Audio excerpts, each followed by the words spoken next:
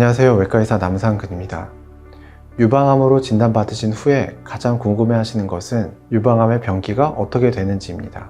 유방암의 병기는 생존율과 관계가 있기 때문에 치료받으시기 전에 알고 싶으시겠지만 유방암의 병기는 수술이 끝난 다음에 결정이 됩니다.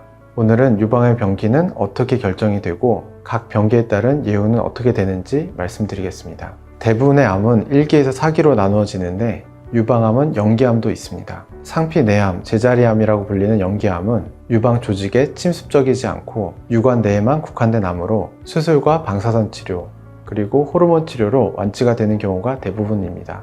1기부터는 침윤성 유방암에 속하는데 암세포가 유관의 기저막을 뚫어서 유방 조직 주위로 퍼질 수 있는 상태이고 전이도 될 수 있습니다.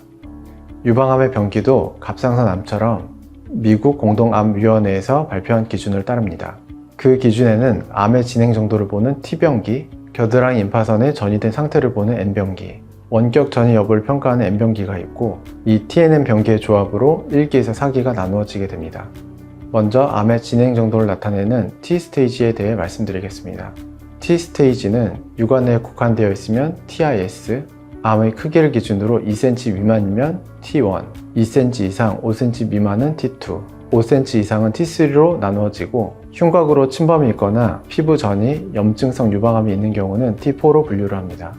림프절 전이를 보는 N스테이지는 수술 후에 임파선 전이가 확인되지 않으면 N0, 전이된 임파선이 1개에서 3개일 때 N1, 4개에서 9개의 임파선 전이가 있으면 N2, 10개 이상의 임파선 전이가 있으면 N3로 구분을 합니다. M스테이지는 폐나 뼈, 뇌에 전이가 있으면 M1으로 구분을 합니다. 이런 TNM 스테이지의 조합으로 유방암 병기가 결정이 됩니다. 간단히 말씀드리면 1기는 종양 크기가 2cm 미만이면서 임파선 전이가 없는 경우, 2기는 종양 크기가 2에서 5cm면서 3개 이하의 임파선 전이가 있는 경우, 혹은 임파선 전이는 없지만 종양 크기가 5cm보다 큰 경우입니다.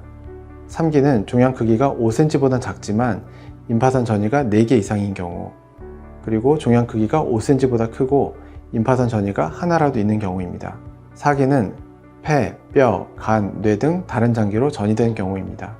이렇게 병기를 정한 이유는 생존율과 관계가 있기 때문입니다. 유방암 영기, 상피내암인 경우 5년 생존율은 99% 이상입니다. 유방암 1기의 경우에는 보통 5년 생존율이 98%, 2기가 되면 91%입니다. 유방암 3기는 5년 생존율이 50에서 60% 정도가 됩니다. 그리고 4기가 되면 5년 생존율은 30% 이하로 알려져 있습니다. 오늘은 유방암의 병기에 대해 말씀드렸습니다.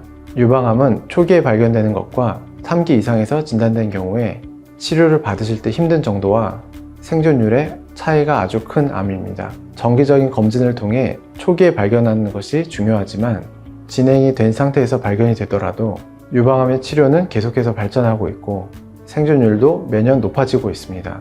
진행이 된 상태에서도 치료를 잘 받으시면 회복될 수 있습니다. 나을 수 있다는 믿음을 가지고 치료를 받으시는 것이 중요합니다. 지금까지 외과의사 남상근이었습니다.